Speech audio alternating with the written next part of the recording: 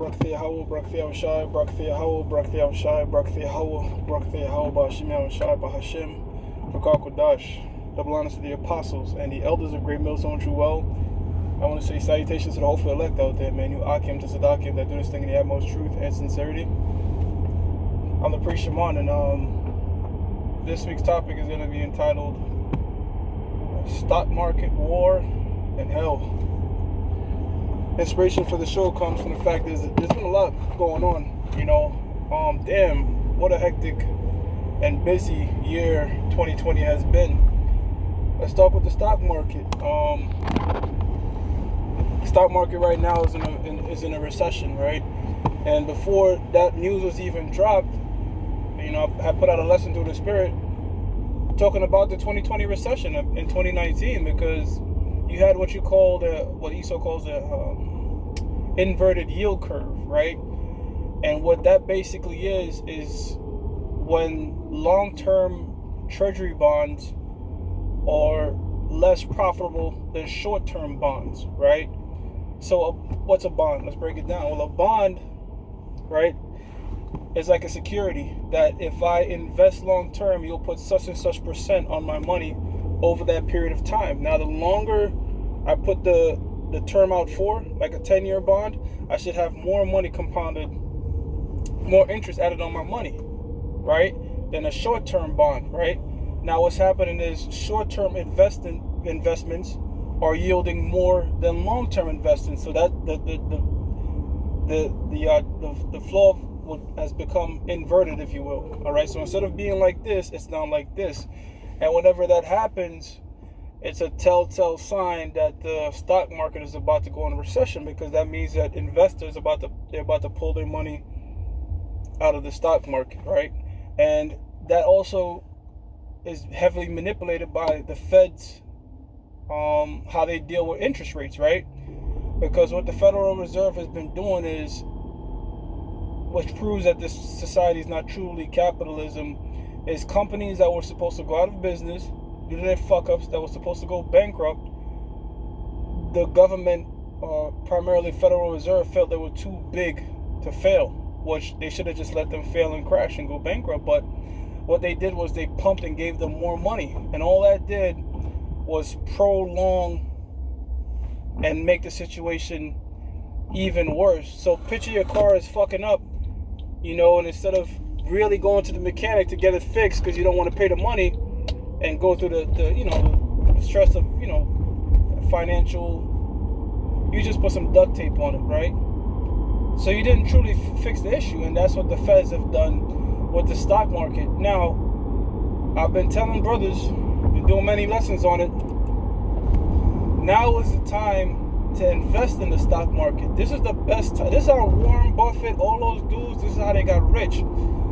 Because when you understand the stock market, right, it really operates, the best way I could describe it is it operates like a flea market, right?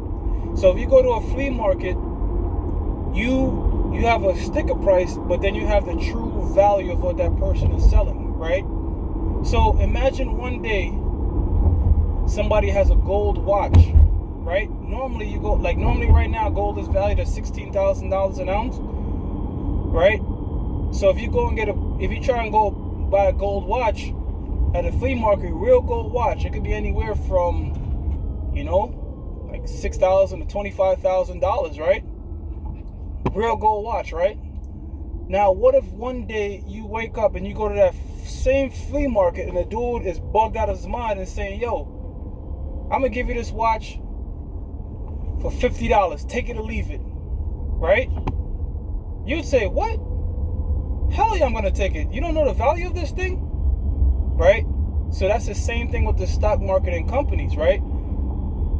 The stock market acts irrational due to the vicissitudes of life.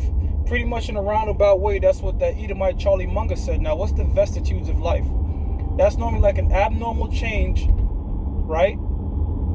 I'll use an example like September 11th, right? When 9/11 happened, stocks plummeted, right? But did for example Costco lose its value because of 9/11? No, but the market price went down. So the market will do irrational things. When it's going up and down like that, that's just people's emotions selling off their stocks due to fear. And as this dude Warren Buffett says, buy fear and sell greed. When the stock market is doing good at all-time highs, that's when you got to jump out, because that's when that flea market, everything's overpriced. Now he's selling a gold watch for $60,000. That's when you're like, wait a minute. People are going to wake up to this bullshit. And that's the same way the stock market works, all right? Every so often you get these recessions, no matter what. Now they're blaming it on the coronavirus, and they're doing that just to take the bullshit off their back for all the debt that they owed.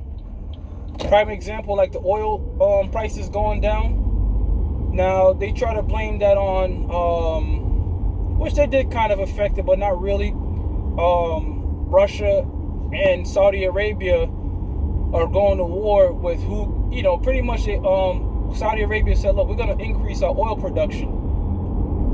We're going to increase our oil production, which is going to cause the oil price to go down. And Vladimir Putin saying, look, we can handle this. We don't think you can, right? And price going down also affects the U.S. in the sense that a lot of oil companies have borrowed like crazy. So right now, and I'm going to give you brothers a hint, not a hint, I'm going to give you brothers a stock like FANG stock, right? That's the oil company, slips my mind. I just know the ticker symbol is FANG. Right now, that stock is going for under $30. Just last year, it was going for $138. Now, did it truly lose its value? No, it did not.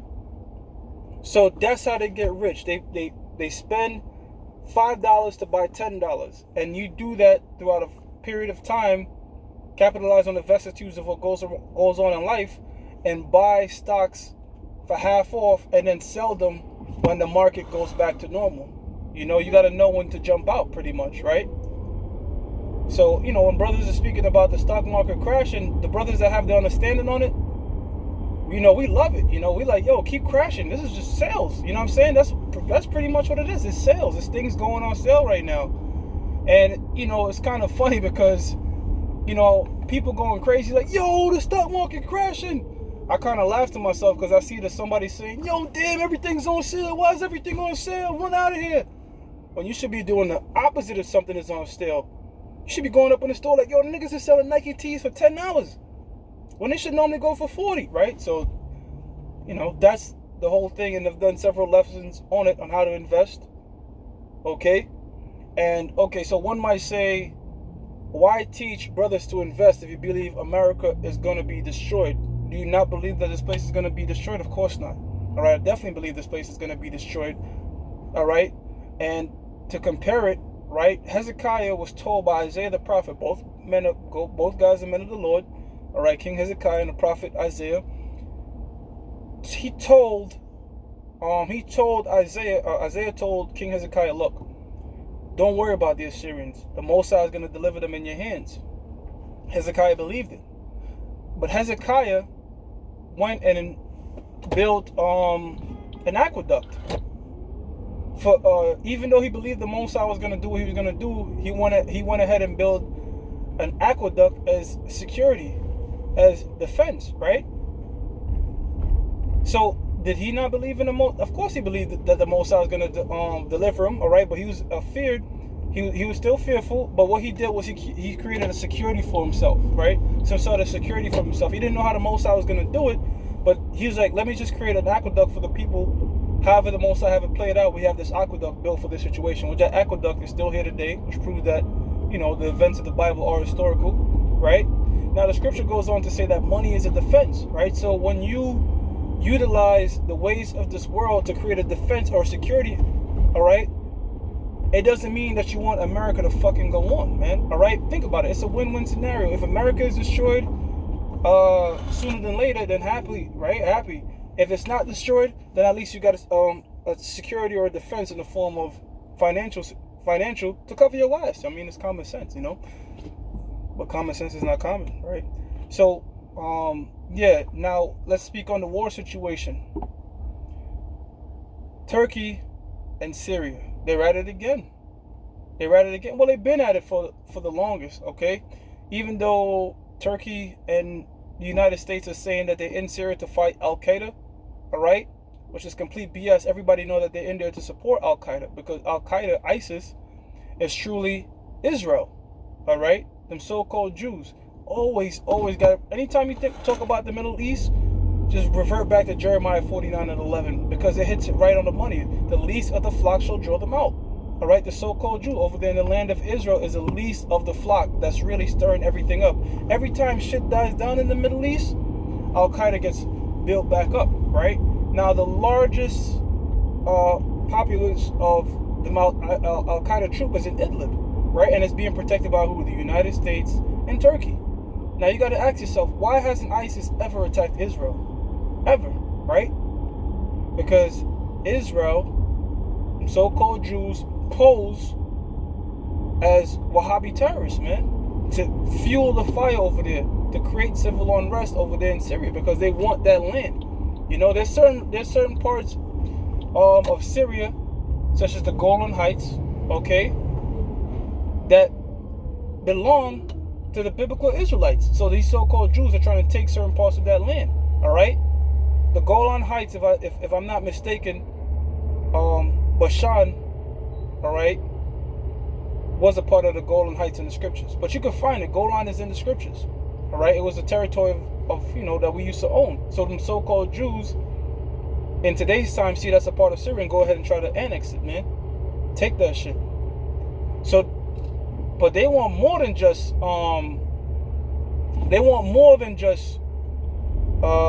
certain parts that used to belong to the land of Israel. They want the whole damn eastern region. And the way they do it, the way they conquer it, is they don't sacrifice any of their bodies. They do something called balkanize, right? They balkanize a region. What is divide and conquer tactic. So you have the Sunni versus the Shia, or this part versus that part. Pretty much have them fight each other and not get involved. So they instigate and prop up Wahhabi terrorist groups like ISIS, which ISIS really stands for Israel Secret Intelligence Service, right? Prime example, Abu Bakr al-Baghdadi is really a Mossad agent named Shimon Elliott, all right? There's pictures of him with John McCain, all right? So they staged that area. Now, guess what? Assad went and got assistance from Egypt. Now, Egypt has the largest military over there in that region. So Assad is playing it smart. But you can see now how that entangling alliance is fulfilling Joel, the 3rd chapter, where it says, all the nations are being gathered together. Because it's pretty much like a gang fight, man. All right? You ever see like a Crip versus Blood, and then it's only one people involved, but everybody start getting into associate with their gang? So that's what the Mossad is doing. That's what the Mossad is brewing up. Speaking of that, and relating that back to the stocks, if you could buy Lockheed Martin, go ahead and buy that shit, man. Because that's definitely undervalued. If you have the money to afford it. Because guess what? War is on the horizon. So if you could capitalize and make money off that, by all means, go right ahead. You know what I'm saying? You're doing nothing wrong. And I want to finish out with, I said war and I said hell. Right? I said hell. Because all hell is about to break loose. If you look in any places like Costco's, BJ's, me and a few brothers, we work in these warehouses, and everything is being gone off the shelf. And what they did is recreate something called Event 21, something that they're working on, using the coronavirus to simulate what would it be like, if martial law was to happen, if all hell was to happen, if a pandemic was to happen, and they're just watching and seeing how people move. And these people move extremely irrational, extremely emotional, if you put enough fear in them. Because right now you have people buying shit tons of water for a common flu virus, man. A so-called flu virus that has only killed, really, we haven't seen much proof, right? And my thing is, if it was a truly flu pandemic, children would have been dying first, because children have the weakest immune system. So we know there's some type of manipulation going on. If you die from a flu virus, then you already have to be in severely fucked up health conditions, man. But they're pushing it out on the media, all right? And this all coincides again with the stock market situation, because if I control the media, if I'm somebody like Jeff Bezos, right, who owns the Wall Street Journal, and I'm selling Amazon stocks as $2,000 a share, I want to buy more Amazon stocks. I want to buy back my own stocks, but I don't want to buy it back at 2,000. I want to drop it. So how can we drop it? We could scare the fuck out of people, let them think all hell is breaking loose, have them sell out. Now that drives the prices of my stock down, and I could buy it back for a lot cheaper, knowing when this false scenario is gone, it will go back up and I'll make my profit. So a lot of these elites are using this situation to make a lot of fucking profit. Look, Apostle Tahar said it. If you want to make money, follow the so-called Jew. Look at the methods that they use. Order, add, KO. All right, they create the order, come up with the situation. But if you're in the background and you know what's going on, and which we do, Revelations 3 and 18, you could capitalize on situations like this, man. But ultimately, there will come a time when America will be shut down, gridlock. All right, that's in the book of Ecclesiastes, okay, which is very soon. Scripture says the grinder shall cease, man. But we're not there yet, but we're approaching it. I'm Lord willing to speed up though. With that, I'm going to give all praises to Yahweh, Ba'ashim Yahushua, Ba'ashim Rukwakadash, that belongs to the apostles and the elders of Great Millstone True Well, and salutations to the hopeful elect out there, you Akim Tasadakim, that do this thing in the utmost truth and sincerity. Shalom.